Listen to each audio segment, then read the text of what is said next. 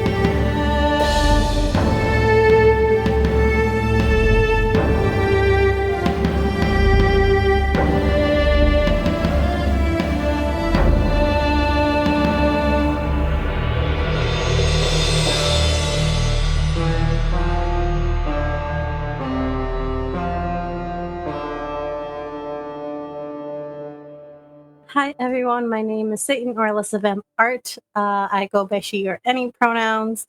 Tonight I will be playing Yuiza. She goes by she, her as well. She is our rogue warlock. That's me. Hi everybody, I'm Zachary Vaudo here, playing your blind Damphir wild oracle, Arat Chizhin. Much like me, Arat is pretty indifferent to pronouns that you call him, so long as it's not derogatory. Yeah, there. I'm Abby. I'm your local indigenous nerd, but tonight I'm your Fistcorth. Our pronouns are she, her, because our moms picked them out. Also, I'm a giant bat and a hooling, a cleric. Something. We'll figure that out. Hi, my name is RJ. Today I'll be playing Sulong Shen. He goes by he, him. I go by he, him. He's a druid barbarian. I'm doing my best. Hello, everyone. It's a pleasure to see y'all tonight. I can't see you, but you can see me. You know what? I'm Sarah Roberts, and I'm going to be your dungeon mistress for this evening. And I just assume that everyone who comes to this channel already knows who I am. So let's go ahead and bring everybody back on screen, shall we? Last time, you all did a bit more exploring through this strange temple under a temple. The structure that had been forgotten to time, built over and mostly ignored until you opened its doors.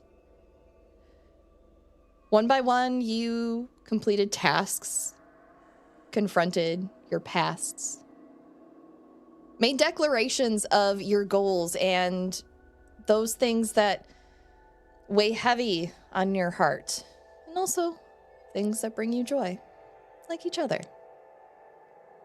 One by one, you pushed through Saloon's moon gate, its magic clinging to you like a child tugging at its mother's skirts, and you set foot into a circular room. All right, as you pass through this gate behind your friends, a vision hit you. It hits you for just a moment, a breath.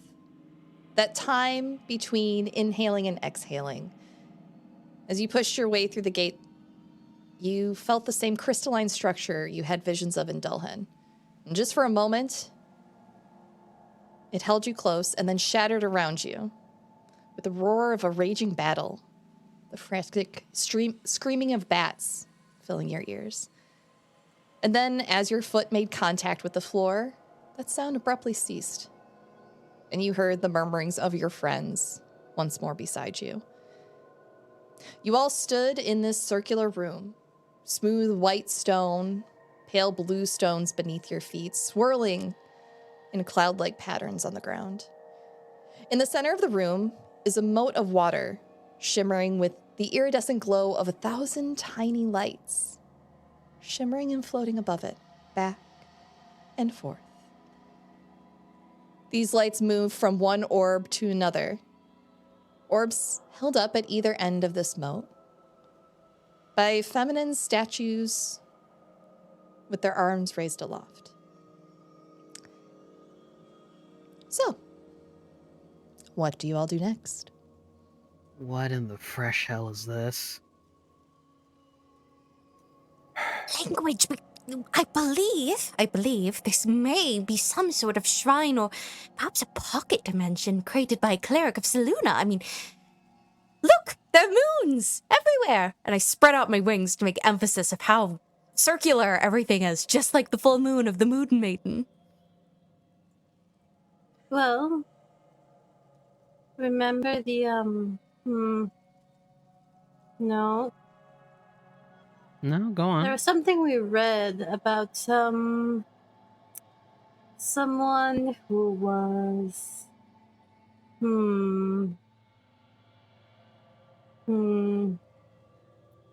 she shall be protected under the eyes of her mother's confident and the race of warriors.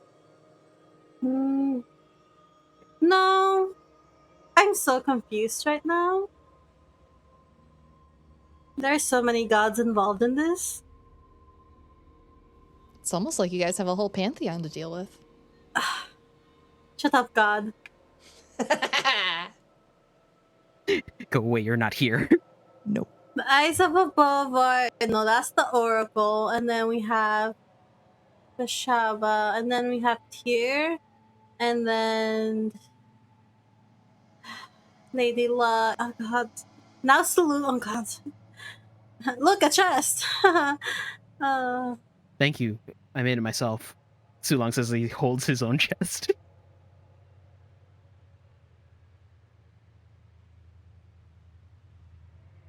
Why don't you go check that for traps? Yeah, I'm gonna go check that for traps. Okay, what are you checking for traps? Well, I'm going to move very carefully, Okay. making sure it's mine where I step with my booted feet. So glad you were very sure to say that you have boots on now. Yes.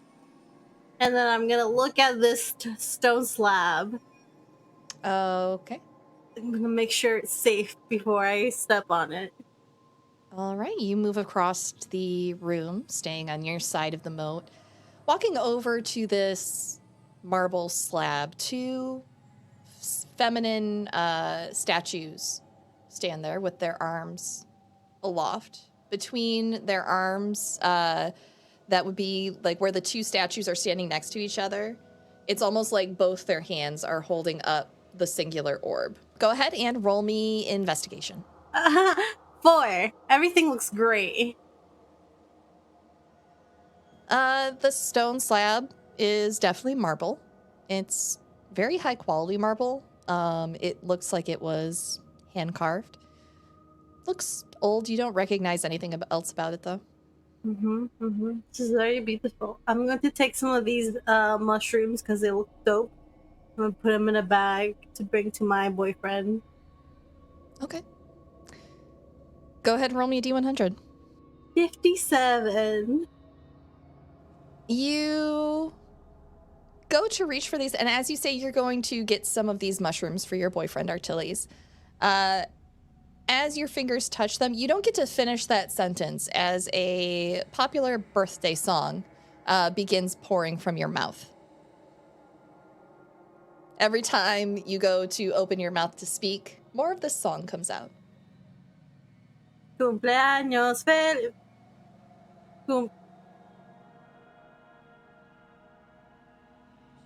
Whose birthday is it? Cumpleaños. You know say? Cumpleaños feliz. What?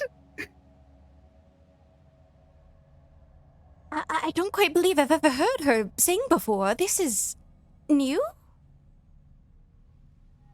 You know, it's Elvish. Sulong's gonna walk over to Yuisa. What's going on?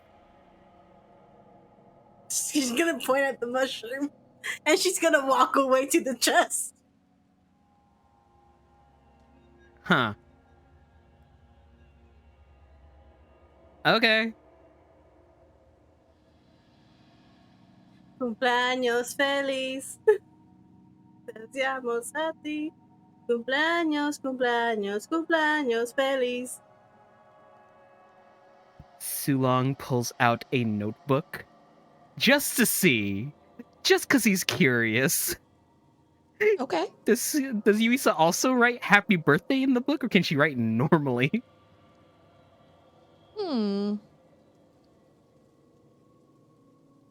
Satan, odds or evens? Cumpleaños feliz.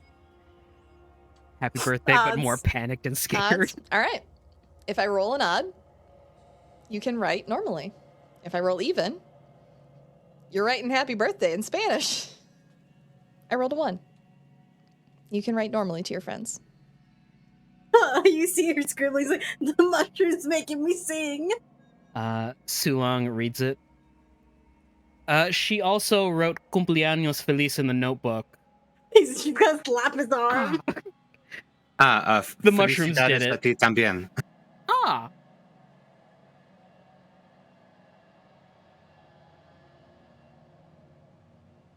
I'm gonna go check. She's just gonna write, I'm going to go check the chest.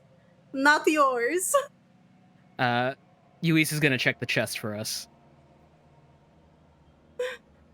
What if this one makes you sing happy birthday in Dwarvish? Well, that's one I can't understand. I'm gonna check this chest. Okay. Go ahead and roll investigation. 6. Appears to be a simple lock. Doesn't appear to be trapped. Cumpleaños feliz, deseamos a ti. Cumpleaños, cumpleaños. Sulong steps back. Yuis is gonna work on the chest. Cumpleaños a ti. I'm just taking context clues at this point. Arad, who's been like reeling on a headache since he stepped in, just gives like a very silent like thumbs up. Quite all right, my dear. Is the singing irritating you? I could see if it's a curse I could remove. No, oh, for her sake, then you might want to, but no, it's not. It's not that. I had a repeated vision, entering into this area. You must tell me all about it once we figure out what's going on here. Oh heavens, this is some sort of curse, and I'm gonna toddle over to you, Isa. Knowing what arcane knowledge I do have, would I be able to determine if this is a curse? You can roll Arcana. And I'm gonna roll physical because we've learned our lessons from rolling digital. My dice are anti-indigenous, that's all I gotta say. I gotta smudge these later, goddamn. You need to Okay, charge them in the 16. next full moon. 16? Okay. You look Yuiza over and you get this feeling that this is an effect of wild magic. It's not it is magical in nature, but it's not necessarily a curse. So remove curse wouldn't work. You would need probably more of a Dispel magic. dispel magic. I wanted to say disengage magic, and I was like, that's not right. It's Defensive been a while magic. since I DM'd y'all. Yes, you would need to dispel magic for this one.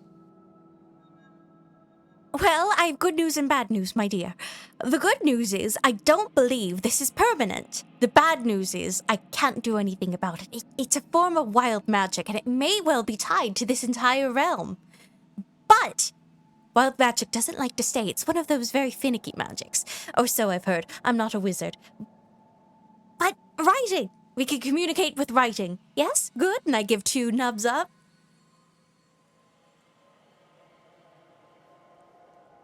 Excellent, and I'll toddle back to Arat. Not a curse, but I'm sure you heard all that. I did, yes. Wild magic can be finicky. I imagine it's one of the better outcomes. It could have been limbs replaced with lollipops for all I know. There's just a horrified look from Yuisa. Well, Bisquith is also mirroring this expression. Not that Arat would know, but they're just both looking at him like, excuse me? Well, not specifically that, but wild magic is all over the place. It is arguably what fuels my deck, my card. So it to some degree it can do a variety of things. You never quite know what you're going to get from it. That's the whole point. Satan, go ahead and roll your Thieves tools. Okay. Dex plus proficiency, please. I'm gonna use my physical dice. I love that for you. 18. I rolled an 8. I'm just not really well tonight. Hey, you have those modifiers for a reason. You have no problem getting this little chest open. Hey! And as you do, it clicks open and you go, hey! And you realize that you can speak normally again. Oh! Hello. Oh, That's all. You returned to us. Your voice. How wonderful. Yes. Sorry about that. Oh, it was quite all right. It was terrifying for a moment. Usually dirges sung in my language are a terrible sign of news to come. But what was in that chest that cured you so suddenly, or rather dispelled this wild magic? What is in this chest, Dungeon Mistress? Roll me a D100. You find a couple things. 55. You find within it a cold iron nail that's been twisted into the shape of a holy symbol. You also find a small jar. The label on it reads Powers Pickles. And you also find a small leather coin pouch that looks like it can only hold 1 coin. It's gonna open the little coin pouch and see if there's a coin inside. You find a singular coin inside. Is it gold? Is it platinum, silver, copper? You go to take it out, and it shifts between silver and gold between your fingers. If you'd like to roll Arcana, you can. Don't ruin this for me. proceeds to. 14. Wait. 17. 17, perfect. I was looking for a 15. You realize that this is a lucky coin. So once per day, you can pull this coin out and essentially just flick it in the air. And in whatever way you choose to use it next, you will have advantage on that roll. But you will have to narratively use the coin for that roll. There is some pickles. There is a cold iron nail. Don't ask me how I know that. Shaped into a holy symbol. It's hurt. Okay, I dropped it when I touched it. I was going to say you might want one of us to touch that rather than you. Yes, I dropped it in the chest, so it's fine. And I found this single gold coin. It is a lucky coin that I'm going to keep for myself. Well, let's hope Timora doesn't take offense with that. Oh, we're like totally cool. She like gave me like a golden frog. That's true. I would think she would take umbrage now. I mean, hopefully, Yeah. goddess with. I apologize for stealing from her. Mind you, we are in a temple to Selune? So, Is the holy symbol of Saloon? is it a pair of I'm eyes a- with 7-point stars, DM, if I look in the chest? That's a lot of twisting for like one nail. Roll religion. Yes, chef. Fiskorth? I could use your expertise here. Oh, most certainly. What could it be? Is it the nail? I do believe you know what a nail is. No, it's the shape in which the nail has been bent into. One could say that the nail is bent out of shape. Do you Ba-dum-bum. suppose a surface nail? I did not know what that means. When you're bent out of shape, it means begins to explain what idioms are. She's like examining this. That's a 19, by the way. Okay. You look over the way that this nail is twisted. It's a rather long nail, Fiskorth, and it's twisted into a star shape. And as you twist it over in your nubbins, looking it over, you see the words defy, dare much, and life is short. Live it as Tai Chi means to be lived, carved into the different sides of this item. Deny defend. No, that's not the translation. Tai Chi. Oh, well, this is... It's very obscure. It's an older form of the religion. So, Timora, do you have many myths from your island of spontaneous births coming from the forehead, split in half, that sort of thing? Me? All of you, really. I couldn't tell you. And to say, well, it's a bit concerning that we find her in one of Seluna's holy places. So the mother of Timora and Beshaba has a symbol here in the Temple of Saloon. Sorry, how does Seluna fit into all this? And Tyr? Honestly, it could just be some really wild gods game. Like, Are they Seems all to just be. one big family? depending on the pantheon. I'm gonna go over here to the other end, being careful where I step and not touching the mushrooms. Okay. Does this statue look the same as the other two statues?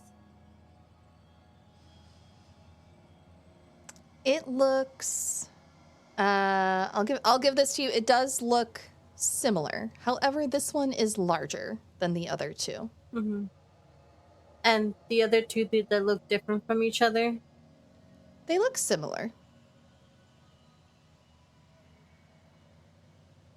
I think this is what's her name again? Tai Chi? Okay, I was right. Okay, Tai Chi.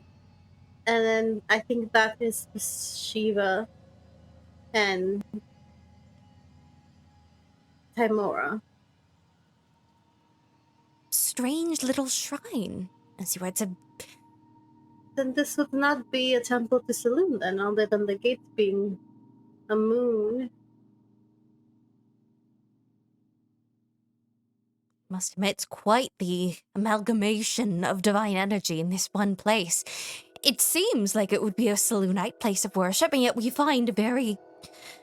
Well, I don't mean offense in case she hears me, but a very obscure goddess and her two daughters on two sides of each coin. Very strange. And we should proceed with caution. DM, RJ. if I take a knee by the water, and inspect it, can I tell if this is like brackish water? Is it like... Roll investigation. That is a 16?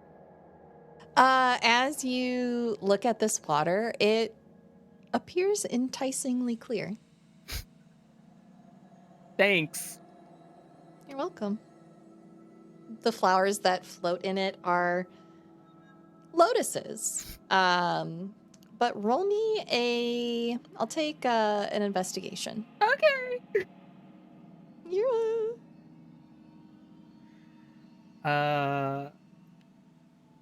16? No, 17. There you go. 17. You are familiar with lotuses. You've seen them floating in people's ponds back home. Zara has the right weather for them to thrive. But these ones, it's almost like you're looking at the inverse image of a lotus flower. It's the right shape. It's the right size. You haven't touched one yet, but it appears to be similar in texture. But the colors are drastically off. They're almost too bright, too sharp. There is a very deep furrow in Sulong's eyebrow, like a staring at these lotuses. Well, that's weird. What's weird? Do you want me to touch something? No. Okay. I'm gonna touch the sphere. I'm touching Perhaps it. not. I'm touching it! You reach up to touch the sphere. Roll me a d6. 5. 5. Alrighty. You lose 5 fingers. No. 5 fingers turn into I'll take lollipops. toes before I take fingers. Does a 14 hit you? No, it does not actually. As you go to touch the orb, one of these small orbs that's floating through the air, one of the green ones zooms past your head, narrowly missing you. You feel it brush past your hair. I think I was just attacked. Yeah, maybe not touch the giant glowing orb of magic. Or not, there's a glowing orb of magic. There's actually 2. One is bigger, one is smaller. Well, you did open the chest that was in their temple and then suddenly tried to touch one of their orbs. I imagine there's only so much longer before they do something. Yeah. Okay. Yes. So I'm on, yep. Do you take a closer look at the orb? Yes. I'm going to look at this orb before I try to touch it again.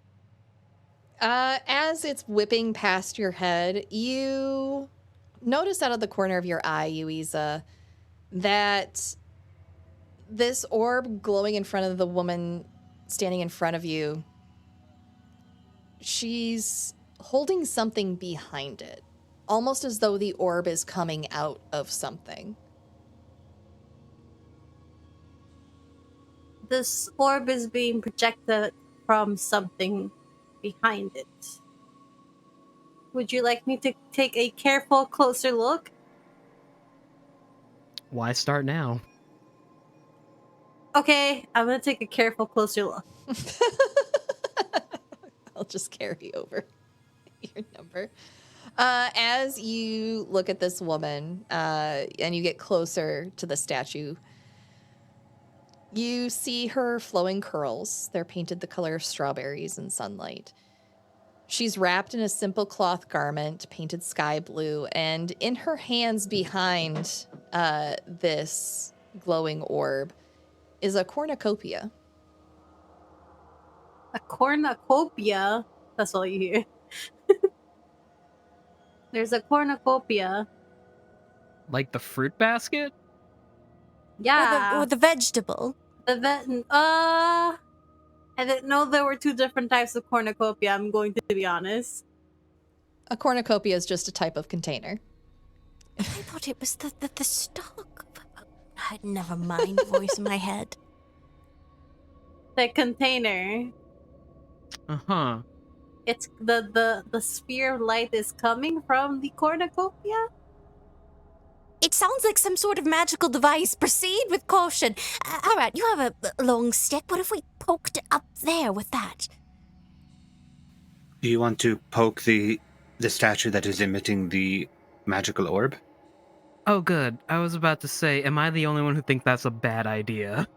She's like really pretty. I don't think that tampering with it is going to produce much more of a result. Well, I'm not If tampering with anything, it. if anything, there is something that we are supposed to find and learn in here. Well, why don't you check what they have on their hands? The other two statues behind that other sphere, the smaller one. On it. Gingerly, Sulong will start inspecting the orb and the statue. Go ahead and give me a investigation roll, since this is an active search. Yeah. 14. 14. This appears just to be held up in their hands. You don't see any sort of container. However, you do notice it appears that this orb is being fed through these little tiny orbs that are flowing out of the other one across the moat. Okay, no cornucopia here, but I think the moats in the river are feeding this one.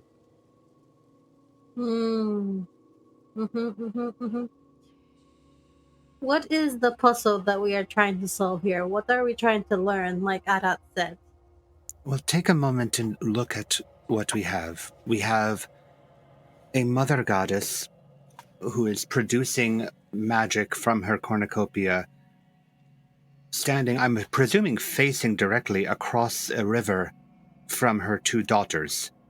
Yes. And this energy is potentially feeding into them to produce the same.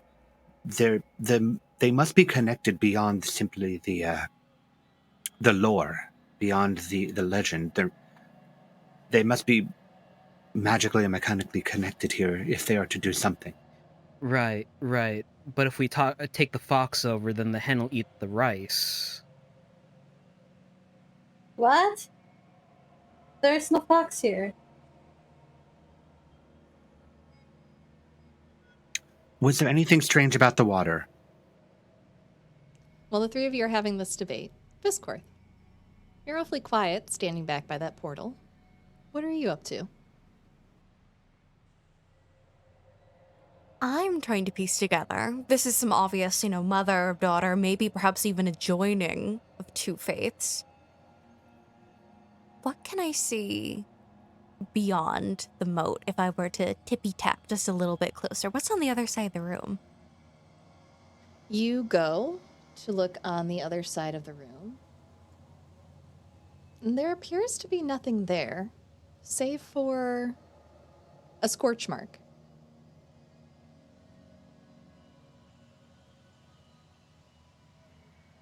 While they're pondering the orbs, I am going to scuttle my way across these stone daises and head towards that scorch marked wall and just test it with the talon. Is this recent? Is the ash cold under my claw? Give me investigation. Oh boy, my favorite stat, the one that I have a negative trait in. Yay! It is a 1 pass. It's definitely soot.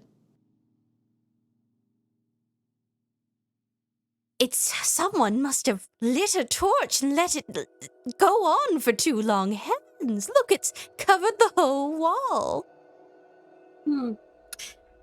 Does it look like there's a trajectory from where that scorch mark was like impacted from? Not particularly. You would be able to see anything present in the room that could necessarily make it. Could be from someone who came before you all.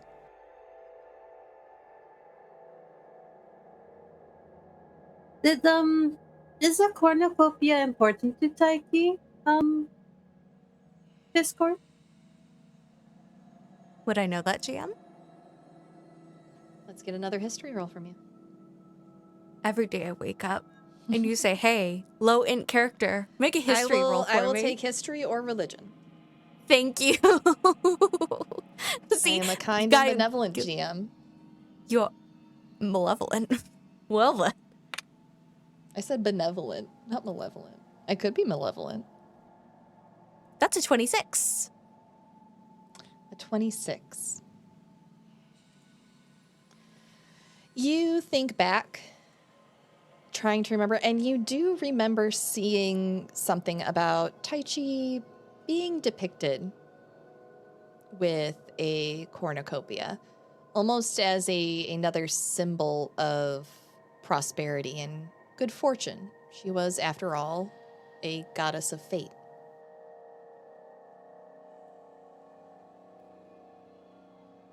Well, Arat might actually know a bit more about this. Arat, do any of your cards show the wheel of fortune? It's round. It looks like this, and I do like a big ol' O with my wings.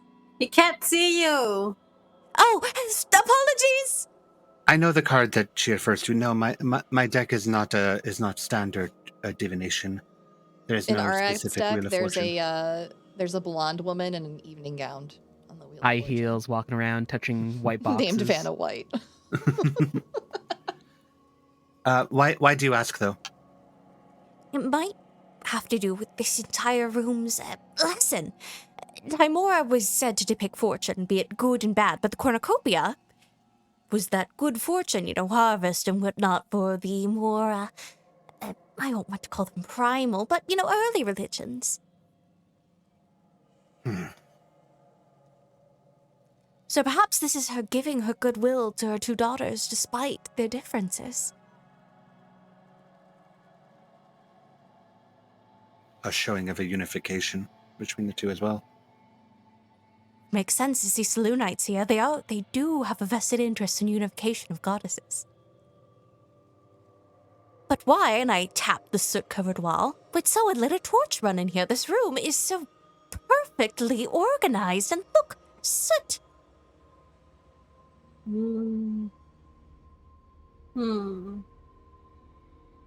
If I look into the water, do I see the bottom of it since you said it was clear?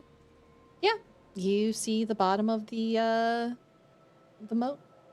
It's the same blue stone as the stone under your feet.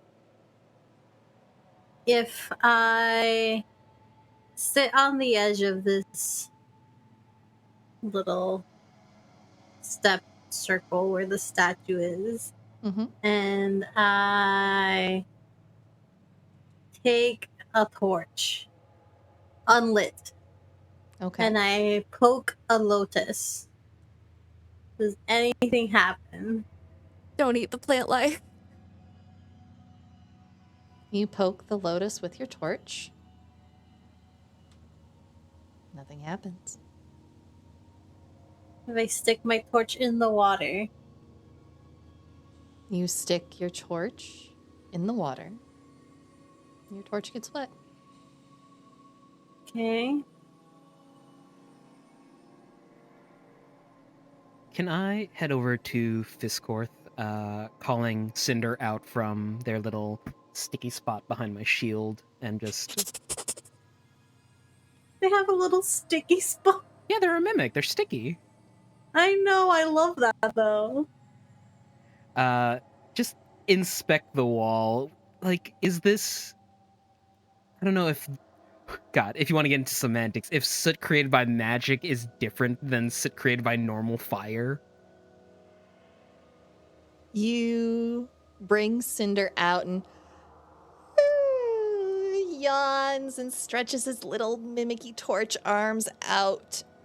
His flame flickering a little bit, and looks up at you. Hey, buddy. Look familiar to you? And he's just gonna stare at the wall and roll an investigation check, I guess. If that's cool with you. Cinder will reach out his little armies towards the soot on the wall. Oh, okay. You'll... And you just hear, And Cinder starts licking the wall. Ah. Like father, like son, I guess. Like a dog to peanut butter. Oh, I've got some wood shavings here if you want. I don't think that's quite healthy for him. That we don't know how long that's been. What if he gets a fungal infection? Can a mimic get a fungal infection? I mean, he'll burn it right off, I guess. No, that's enough, young man. I'm gonna actually like go to like kind of push on the wall and get his little hands off. You go to push him away, and you just hear. I start sprinkling little bits of like wood shavings onto the torch. You get some little smoke ring puffs as his fire poofs up with each shaving. He still looks a little sad, though. You took away his treat. It's okay, buddy. Next campfire we make, all yours. Oh, I know. Let's go over here where the mean bat lady isn't. Mean back lady. How about? Do you think you could help me with this wall? I think there might be perhaps some symbolism of war between sisters causing destruction here. I think I've cracked the puzzle. On the soot, and I'll make my way around, just like put my stick to the wall and drag. As I walk across, just I'm gonna run my hand over the statue because I have no other perception of this room except what's been said so far, because I haven't actually gotten to explore anything yet. Like, what am I finding? Is there anything that of note that I can find on this statue that hasn't been already described as I go by? As you go by, you do have to pass in front of it. It is too close to the wall behind it for you to pass behind it. So as you run your fingers over this statue, roll me investigation. Okay.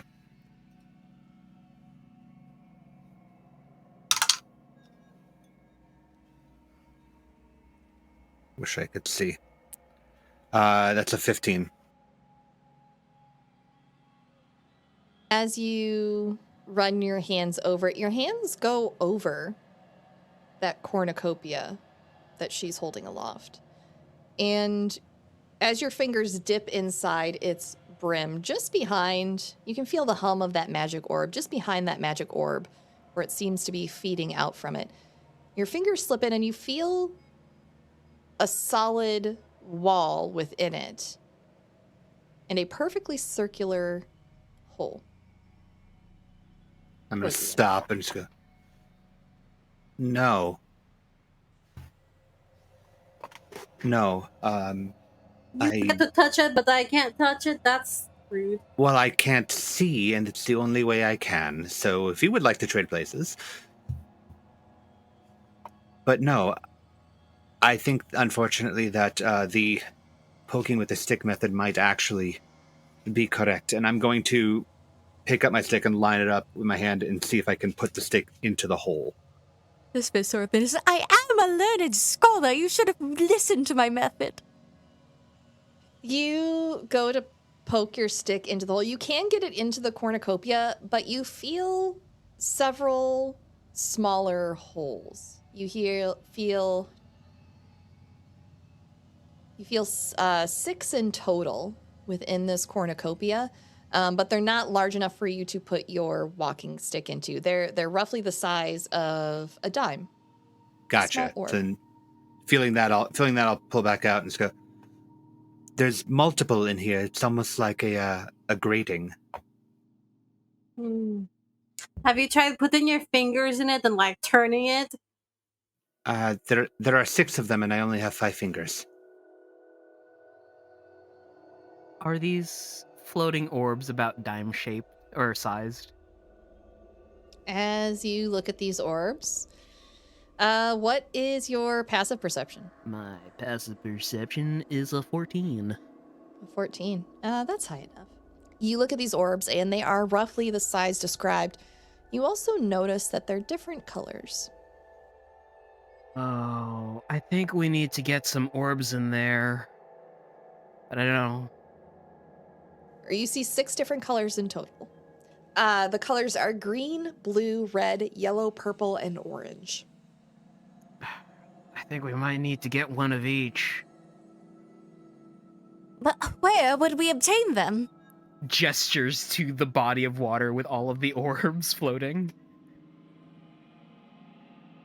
Well, if I touch the orb, or if someone touches the orb, it'll come flying at them. So if someone's ready to catch them, Would you like to try to just pick one up first? I guess. Just as a thought. Fine. Just gonna go. Viscorth is already inciting healing incantations. She's gonna go over to the edge of the pool, and she's just gonna reach a hand out and try to like get one of them to like come to her. Like it's like you would a dog like, or a cat, like, come here. You pss, pss, pss, these orbs, and they don't float towards you. They continue to float back and forth in the air. Can I try and just whoop, like a firefly? Give me a dex check. Oh, I should be good at that. 14. Sorry. I forgot to say the math number. It's okay, math numbers are hard. That is plenty. You are able to catch one. What color are you trying to catch? Purple. Okay. You get a purple one in your hands, and it just kind of rests in your hands once you have it. It doesn't try to float away from you. What do you do now? I have a purple one. I'm going to go put it in the cornucopia. All right. You go to put it in the cornucopia. There are 6 holes for you to choose from. And I will put you... Oh! No! Perhaps Sarah actually made us a kindergarten puzzle. Oh my god. Why did. is 6 on there You're 3 welcome. times? You go to put it in, and as you see peering around this larger orb, you notice that there are also numbers included, etched onto these circles. Oh, I got it. Put the purple on one of the 6. I was gonna do that anyway, but I don't know why. But yeah. I got it at the same time, but I'm like, god damn it, Viscorth wouldn't know what a rainbow is. Okay. I'm going to put purple. I can't move it on the 6. Okay. Are you going to try and catch another one? Yes. Okay. Which color should I catch next, guys? Red, orange, yellow, blue, or green? Just keep an eye out for anything in that water. We do not know what is in there. Well, I I'm not suppose any going color to is go fine. in the... Okay. I'm going to go catch a red one. I'm not going to go in the water. Guess why something could leap out and catch you? Swoop even. Swooping is bad. Terribly so. I engaged in plenty of it. Oh no. I'm gonna go try and catch a red one. Did you know that your mate's a serial swooper? Durrot. You go and you try to catch a red one. There's fewer of the red than there are of the purple. Go ahead and roll me another dex check to see if you can grab one. Natural 20. Perfect. For a 24. You do, with a 24, get one. You now have a red. Where would you like to put it? Where should I put, the 3? I want to put it in this one, then W. You want to put the red at the 3? Yes. I'm going to catch blue next. Okay. That's a 7. You accidentally put your foot into the water. It splashes Oh, up no. into your boot. You do not get it. Oh, There are significantly less blue, you see, as you look around. It's gonna be a There's little harder to water. get. There's water in my boot. Fist just comes swooping over there. What everyone sees is a blur of white as Viscorth goes and like, Ah! we need to make sure you don't catch cold. Oh, She's just God. taking your boot off, Yuiza, hitting your foot. you know prestidigitation. You can dry it for an hour.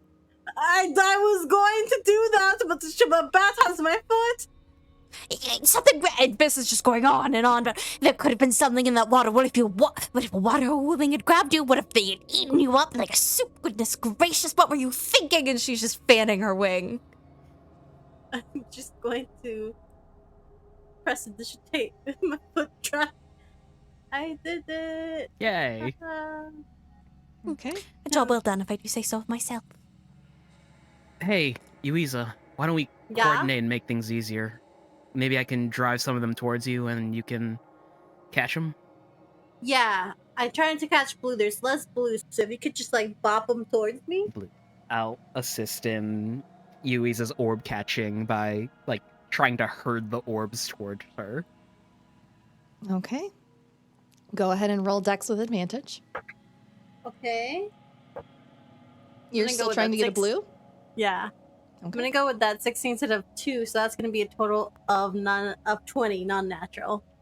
Okay, that was high enough. You do get a blue this time with Sulong's help. Okay, well I'm going to put it in 4.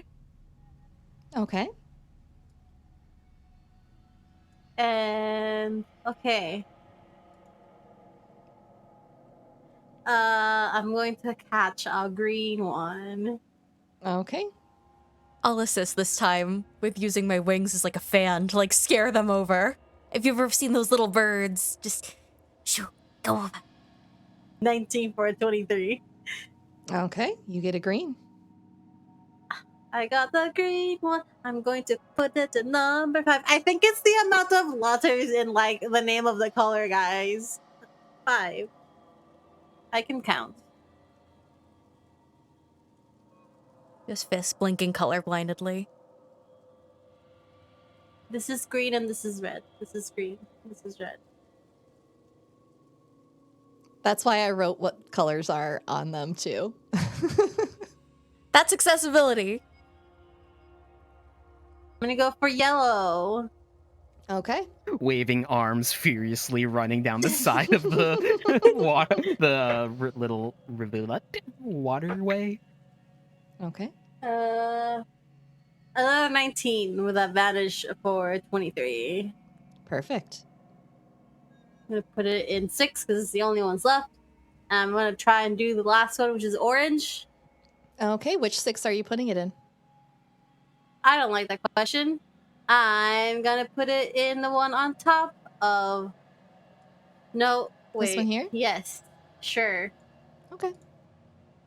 And then try and catch an orange last but not least. I'll hop on Sulong's shoulders and blow them using my wings, but with a greater angle advantage this time. It will give your hair that wind-blown look. Okay, good. Because I got a 5 at first, but that was a 14 plus 4, so 18. 18, okay. That's enough to grab it. Put it at the bottom. Hi, Nub, to Fiskorth. Which hands? All of them? Anyone, just hit it. Tiny hand and nub. Yeah. Psh. When you go to place the last one, unfortunately from your proximity, these will all hit. I'm sorry, what? Well, You will be taking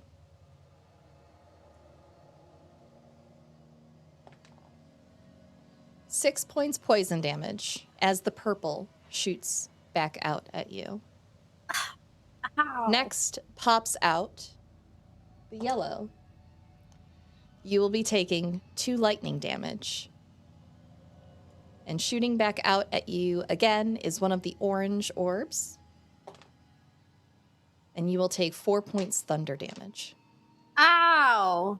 And as you fail this puzzle for the first time, I think we'll take a break here. I understand. I understand now. She says that she holds her nose. I get it now.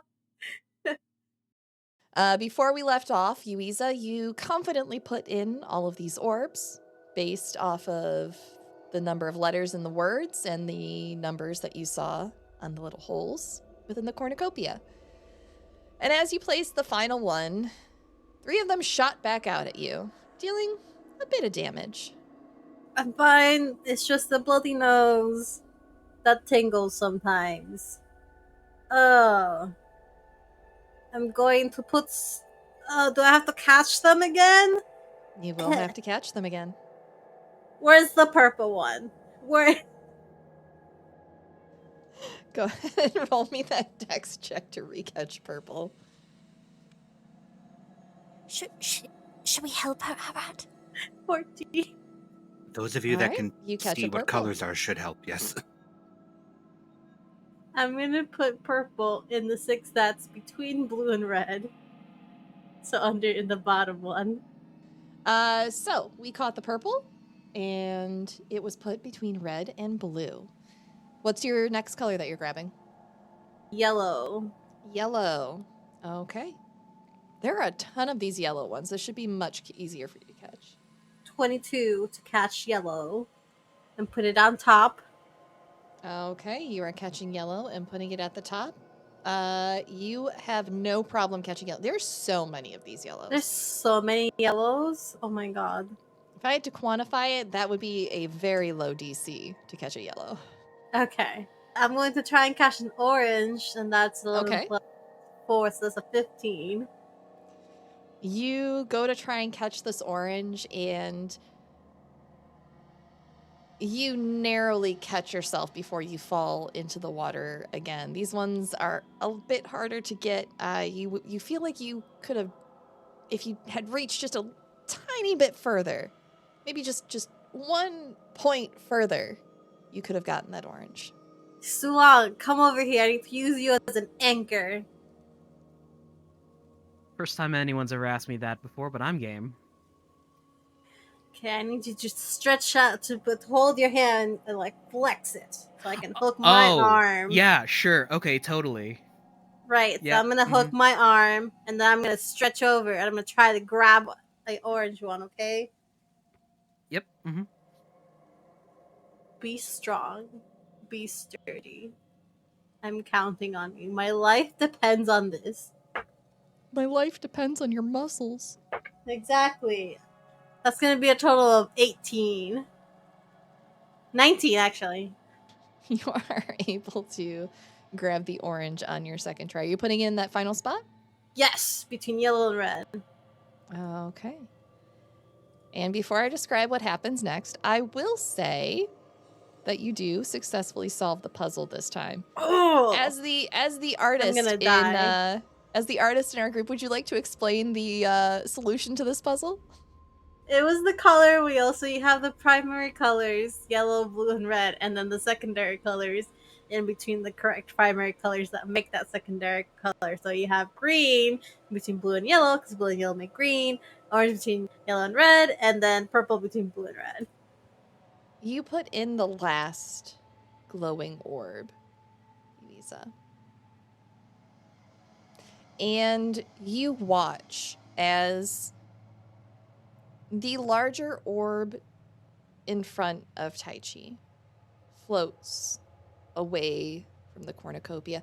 The smaller one that is in front of the figures, Timora and Bashaba, floats to it, and the two merge in the center of the room. And as they do, all of those small motes of light flitting about the room, they all begin to swirl around the entire room, leaving the moat where they had previously been confined, moving faster and faster, not running into any of you or causing you any harm. But as they begin to swirl, all of the colors begin to coalesce into different circles around the room.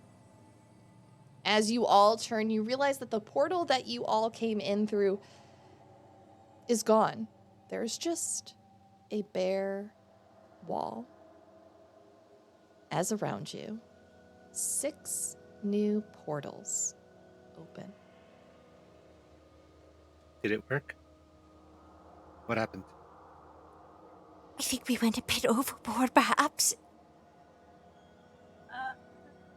Well, our door is gone. Mm-hmm. There are 6 new portals now. As you say this, You all peer around the room and describe the scenes you see to Arat as these different sounds begin to ring through different scenes. In the first portal, you peer into a misty darkness. You see through this dimly lit environment into a cavern. A large lake is in the center. And from an island within that lake, a large demonic statue rises up. Looming high above the calm waters, you can hear as you move closer the echo of cave water dripping into puddles.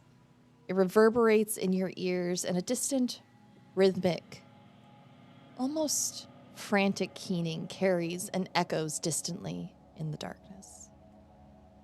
Through the second portal, you look through to see a snow-covered island. Sandy shores uphold frozen waves, and in the distance, a ring of people can be seen gathered outside a large central building with their arms reaching forward towards its door, outstretched. One of them carries an intricately carved log. Portal 3. Through this portal, you see and hear a distant battle, metal on metal, the shouts of a heated fray, as the sound of rushing water just out of your purview gives way to the sounds of the explosion of a volcano's eruption. And softly, in the distance, as though far away, you hear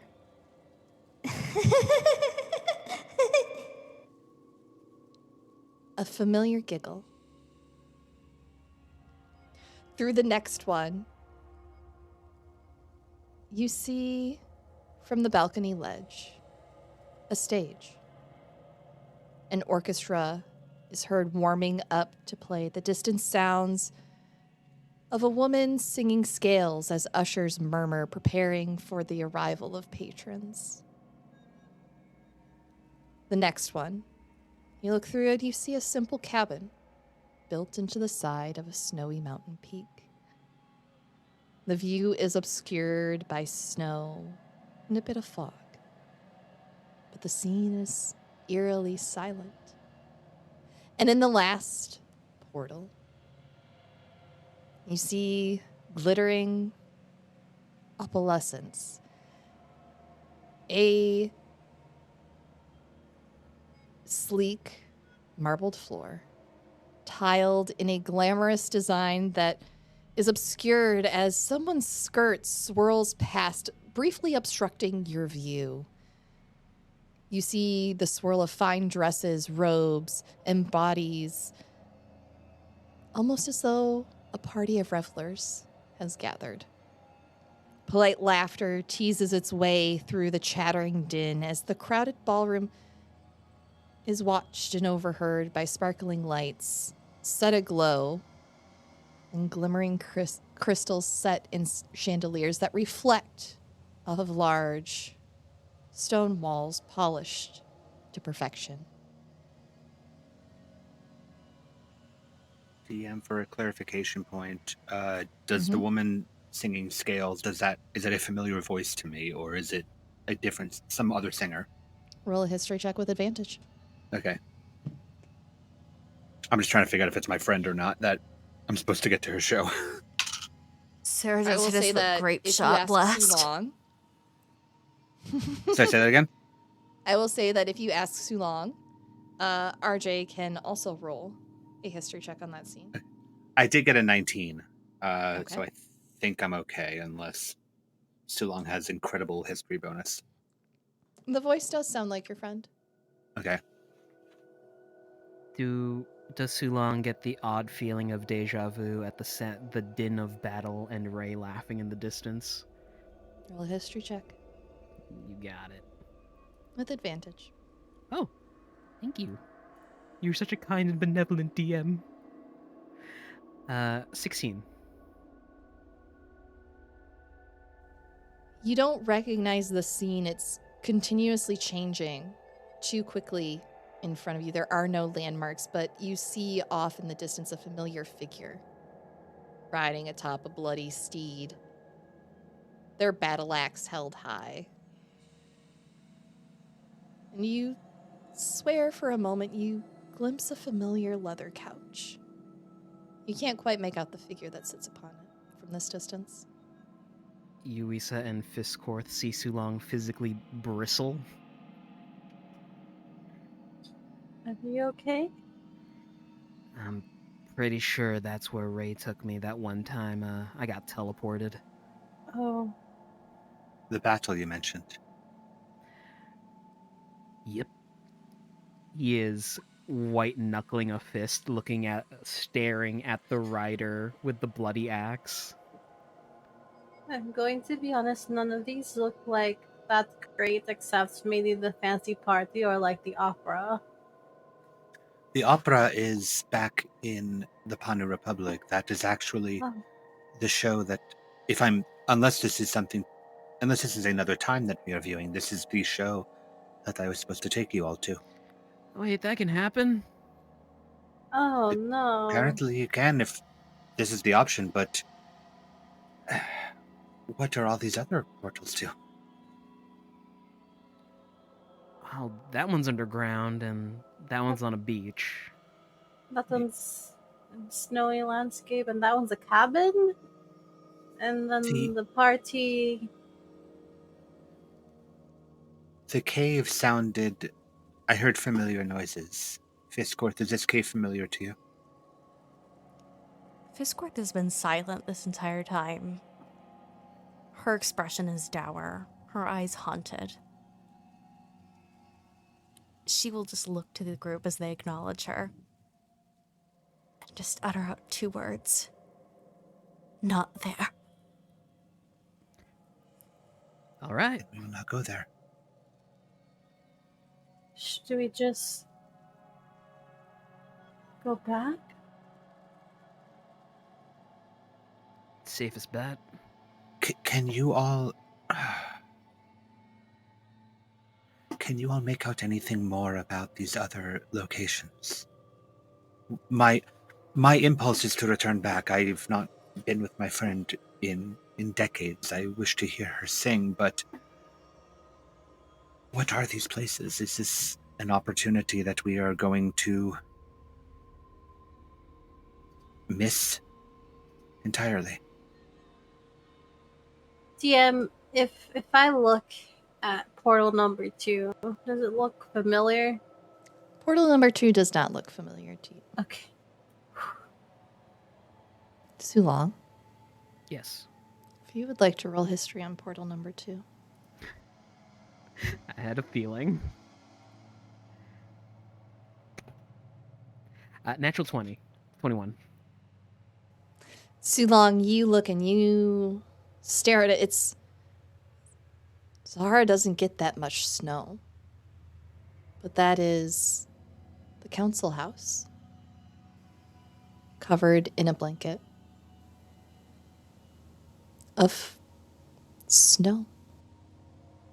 No, someone said it was snowing up in Zara, but I didn't think it'd get this bad. That's my home. That's the council house where, the government stuff happens. What are they pulling there? Do they look okay? Or do people there appear safe? Are they moving or are they frozen? They do not appear to be moving. That much you can tell. If I look into 5, this is just mountain. Yep. It's a snowy mountain. Calm scene. There's a lone cabin built on the side with the amount of snow and cloud cast, Yuisa. You think that this is fairly high up. It could potentially be the mountain range. Could be somewhere else.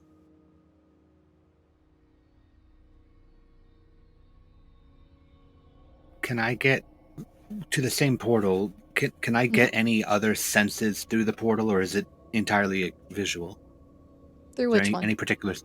The one that Luisa was looking through, because you mentioned something built into the mountain, and Mhm. that is of interest to me.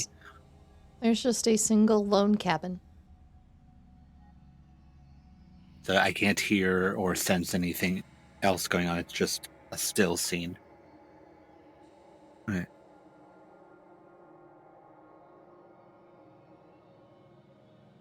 If it's this bad in Zara, I need to get back. And if you need to get back, this is going to be the fastest way to get back for you. Yeah. Going back home is not home. Going back to where we came from is, well, it's not going to be easy to get back that quickly. I know I promised to stick with y'all and see this, like, investigation through, but I'm gonna go. Your family needs you. We'll see you on the other side, wherever that may be. Hold one moment for me, please, if you could. And, DM, I'd like to use Bespeak by burning one of my cards on the scene through the portal that Sulong is aiming to go through. I'm trying to good omen, bad omen, a general projection of what is to come. You get the sense that there is good and bad through each of these portals in equal measure. You also get the sense as your magic reaches out that only one can be chosen. And with that, I'm going to put a hand on Sulong's shoulder as he says he's going to go. We have ourselves a bit of a conundrum here. If you step through that portal, that's it. We cannot choose other paths.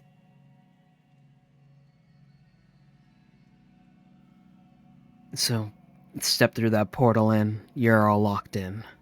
Or unless we go through with you, yes. And I don't think this is going to be as easy as us counting to 3 and jumping through different portals at the same time.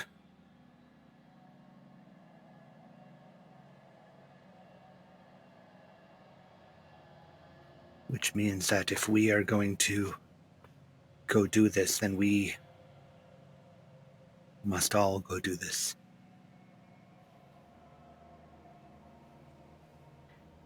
Sulong is shaking. You can hear the armor rattling. I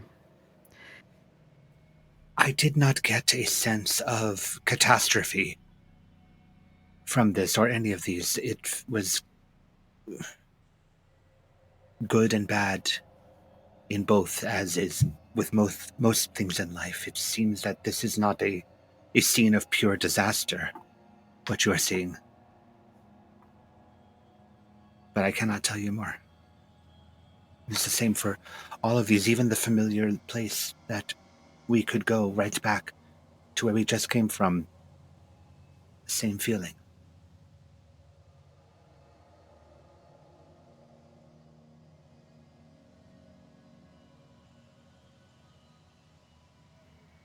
I still need to know if my family's okay.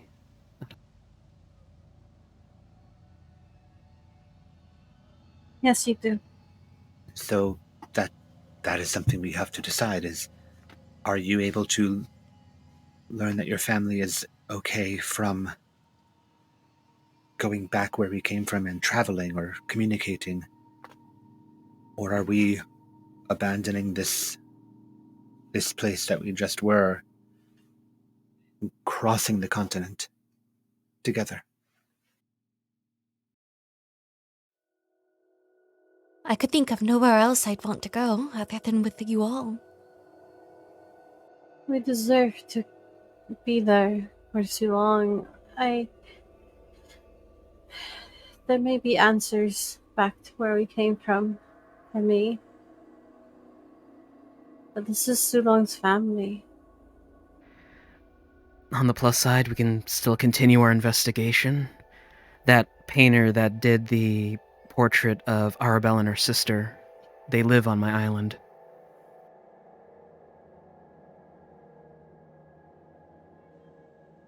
Sorry, I'm like really emotional over this. Sorry. DM, I have a slightly meta question, but it is gonna inform a decision. Are we to assume, or can we assume, that we have all of our things with us? Because we did not imply that when we left many, many sessions ago, months ago.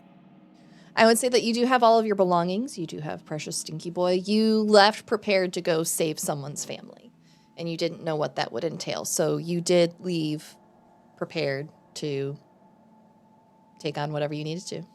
I wanted to cut off that potential of, hey, we're going to lose a bunch of Mhm. stuff from the equation entirely. I'm not that mean. I'm just making sure. I will say, although it may not look like it on the surface, in one way or another, I have tied at least one of these portals to each of you. There are some threads that you go through them that will be rather obvious. There are some that you will not realize tie to more than one of you, should you choose to go through them. And there's one that ties to all of you. Can There is no I want to be clear though, there is no wrong answer. There are things that you're seeing that you will encounter in other ways should you choose which path you take. This is simply me giving you the option to choose the direction of the campaign. Can I listen to that last portal and see if I can hear anything from that party that may indicate where it is or who's throwing it? Sure. Go ahead and roll me investigation. Natural 20 for something. I think it's 23. I think so. 1 second. Okay. That's not my. Yeah, 23. All right. You do hear a snippet of conversation. There is music playing. You can see that there is a spread of food, and the closer you look, everyone in this scene is dressed nicely. However, not everyone is obviously wealthy. There are people who are just simply wearing their Sunday best. You see some folks there who are, it looks like maybe they just cleaned up and came off the farm, but they're wearing obvious work clothes, but they're freshly laundered. You peer about and you get glimpses of the crest of the court of the Panu Republic. And you hear a snippet of conversation in regards to petitioning the monarchs for their assistance in a local matter. I think this is the castle of the Panu Republic. A ball. I had a meeting with the Oracle at the end of the week.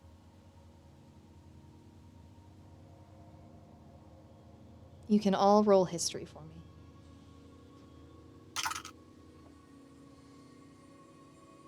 14. 14? 10. 10? 15. Okay. Sulang? 3. Sulong's too focused. Yeah.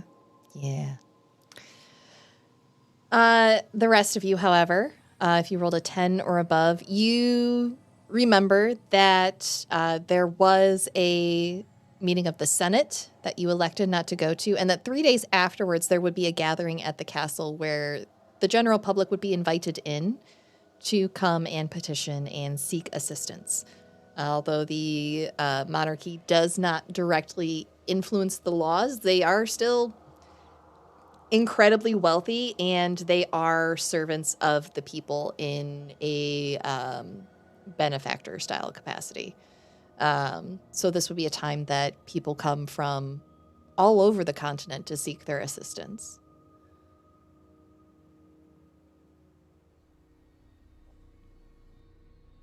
going to step away from that portal in the group towards the sound of battle where I heard Ray's voice, and I'm going to try again something I tried earlier but felt blocked.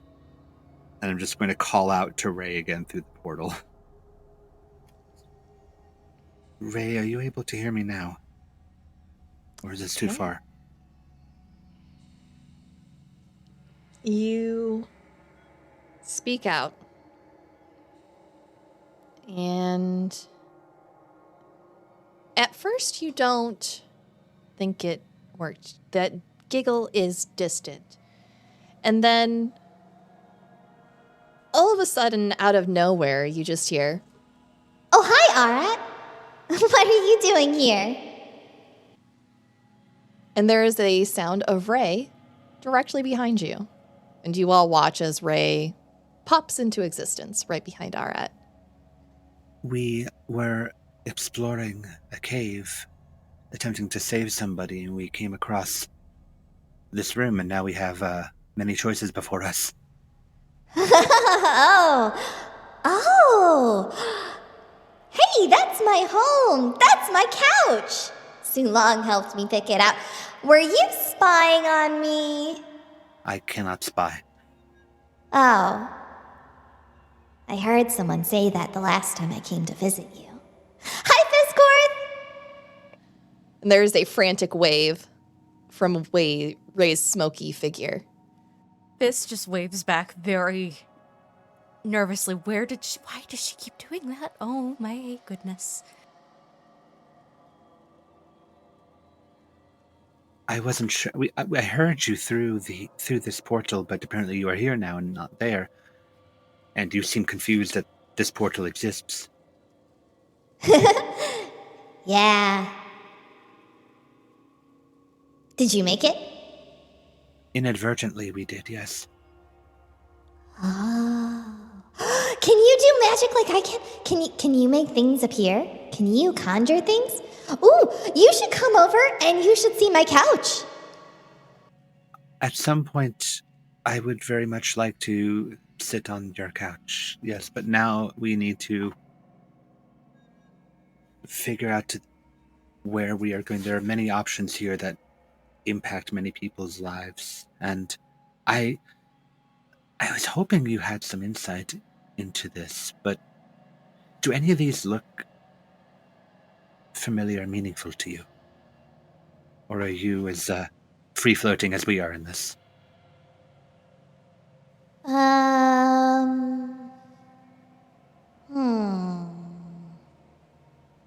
No.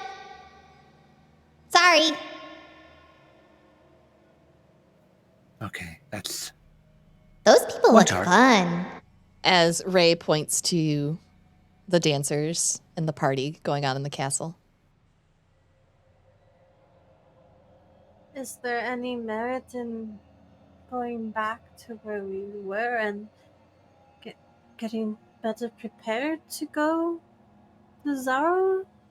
Or I have not been to Zarba. My understanding is it is across the mountain range, so it would be some time of travel. We would have to either go around or cut through the mountains to get to it. Across the mountain, over the sea. Going back gives us a point of familiarity of where to go. Perhaps we can report in things that we have learned, though I have these sending trinkets that we could do that as well.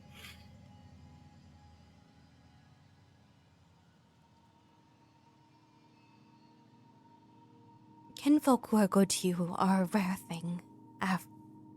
Sulong, I would leave this in your hands. You are all that I have now. All that I treasure, really.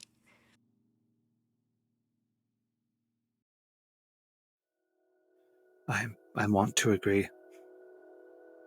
Was a tension in Sulong, but after hearing Arat and Fiscorth speak, he softens a little bit.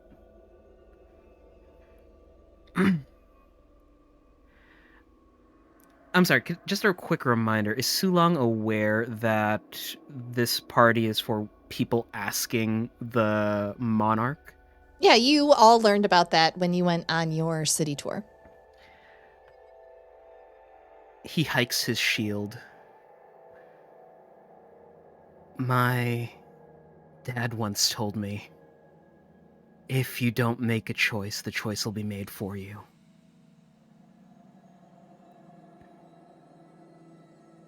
Thinking rationally, I don't think there's a lot I can do. But he turns to the portal with the dancers. Maybe if I can petition whoever reigns here to come and send some aid to Zara, that could work. That could. We have the opportunity to ask for help here. Ask for guidance. I would be able to just speak with the Oracle to clarify the vision I had, which I had again when we entered this room, and everything that we have found.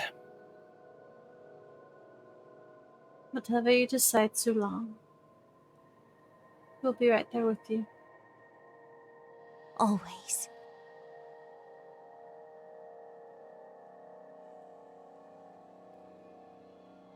He walks over to the portal towards Zara. He inhales deeply and shouts, "I'm coming back for you," before turning again to the dancers and nodding his head to the rest of the group. He's just gonna hold his hand tightly.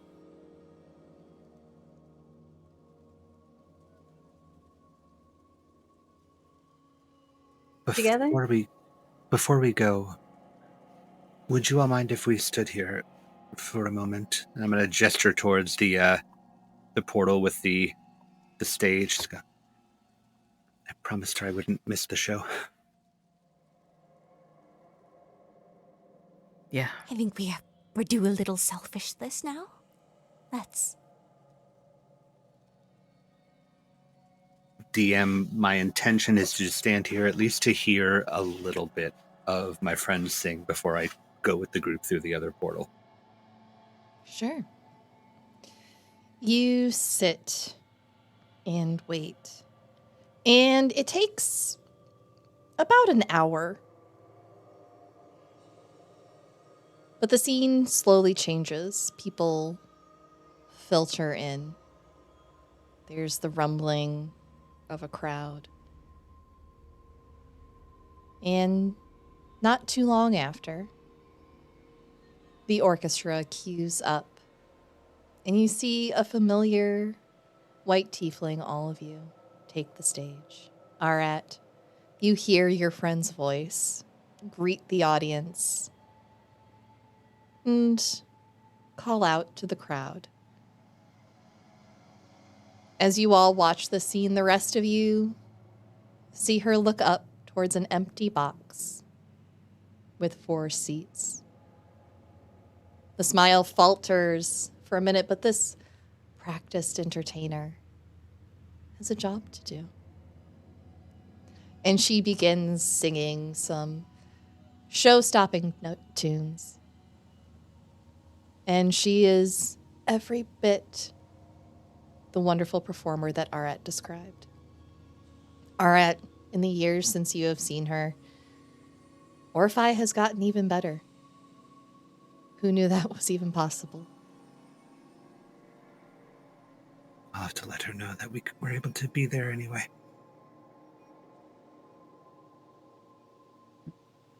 DM.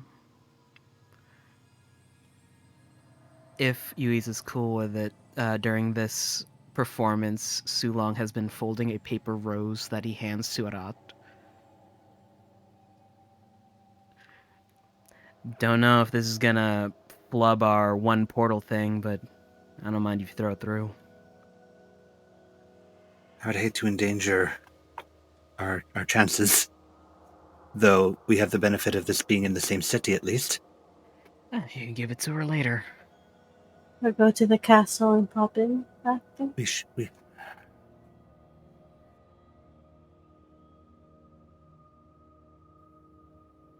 Let's go to the castle. After we will visit her and you can explain. Exactly. We had a job to do as wardens. Exactly. No, I just wanted to make sure I caught the show, even if she doesn't know it yet. But where we go together. Together. Wouldn't want it any other way. Lisa's gonna hold Sulong's hand and the hand of whoever's next on her other side. I'm gonna go with Fisker because I like holding her nub. Let's go in hand in hand. Mm-hmm. And I'll call out to Ray of, we'll come visit soon. For now, we have another place to go. Okay. We'll be there I'm soon. gonna go make another couch. Have fun. Please do. We'll need more seats for us when we get there. Okay. Ooh, maybe I'll come see you. Please warn us. Can I come back to the place where I was spending time with Fiskorth? I like the big thing. You had it full of water. The bat? Uh-huh. Please, well, you have to knock on the door before you do that, my dear, please. What's the door? And with that, Ray pops out of existence once again. She's going to come in on me while I'm begging again, isn't she? Most likely. It has happened to me several times. It has. But you have much explaining to do once we go through this portal, but I don't there's no control one her. well, neither do I. No one I'd rather face this conundrum with. Truly. Mm-hmm. I'll take Fiskor's other little nub. Shall we then? Let's go. And together we walk towards the portal and into it. Mm-hmm. Okay. You all walk through the portal. And as you near it, the portal expands almost to envelop all of you. And as you step through, the other portals fade away and those glowing orbs return behind you, going back to the moat, flowing back and forth. And for a moment, everything is quiet, almost muted. And then, unseen by anyone else in the room, you step into existence, into the revelry. And suddenly, all at once, whoosh, there is the din of people speaking all around you, laughter, chatter. There is music being played somewhere nearby. And as you look around this beautiful, large room, it's nice. It's a castle, but it's minimally decorated. The most decorative thing about it is large stained glass windows that flank either side of the room. You've only seen these from the outside when you came to see the castle, but inside with the light shining through them, they are beautiful. And you see scenes of knights and heroes from days gone by, former kings and queens. And as you are looking about, getting your bearings, you hear from another side of the room someone call out, "All rise to greet Queen Euphenia and King Yalin." It's hard to see through the crowd as you all crane your necks to see who's coming in from across the room. Can I get everyone to roll me perception, please? Arat, obviously this will not be a roll for you. Yes, I have a clarifying question, though, while everybody's rolling. Because it's been a very, very long time, I don't remember. Was that the name of the royalty of the Pano Republic at the moment? Mm-hmm. Okay, just making sure. And making sure we're in the right time. Right. Or the right place. Yeah. Good thought. I got a 15. I rolled a 6. Oh. A 6, a 15. What did Sulong roll? 17 for Sulong. Walking through the corridor, Sulong, you see glimpses at first of a man and woman in red clothes adorned with gold. You can see crowns atop their heads peeking up above the crowds. And as you crane around the others near you, you catch a glimpse of King Yowlin first. He's graying at the temples. An attractive man in his mid-40s. On his arm, on his other side, you can see the queen's crown peeking from behind him. And as the two of them make their way through the room, down the aisle, and past you all, you get a better glimpse of the woman in regal red, carrying a tall scepter. You see a crown of antlers and feathers atop her head, leafed in gold, with gold sashes trailing behind her. And then you notice the hair. Dark hair, tipped in green. A face that teleported away from you weeks ago. As you see the woman who destroyed your adopted home as Queen Euphenia and King Yowlin walk past you. And that is where we will end for our break.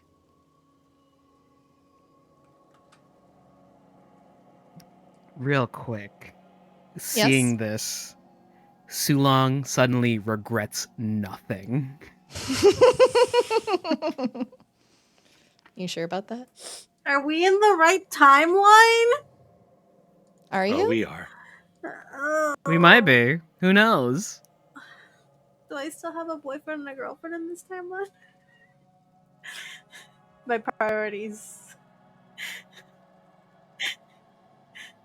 There's a lot of emotions going on in her body right now. I don't know how she's keeping her original face together. But God, dude. We have such a long You're break. welcome. No. Okay. I had a cliffhanger for each portal. BB. I hate it. I mean, I love it, but I hate it. Thank you to all our patrons and Twitch subscribers for your continued support. This show is made possible by listeners like you. Viscorth was played by Abby. Arat was played by Zachary Vaudo. Louisa was played by Alyssa Vamp. Sulong was played by RJ. And your GM this evening was Sarah Roberts. Luck and Chaos is recorded live on Thursday nights. If you'd like to join us for a live recording, check out hypegoblin.com/events for the full live schedule. Links to cast social media, third-party supplements used in the game, affiliate links, and the show's Patreon are available in the episode description. A Twist of Fate, Luck and Chaos theme by Sneakernet is available now on Bandcamp. Don't forget to like and review this episode on your platform of choice, and we'll see you all in the next one.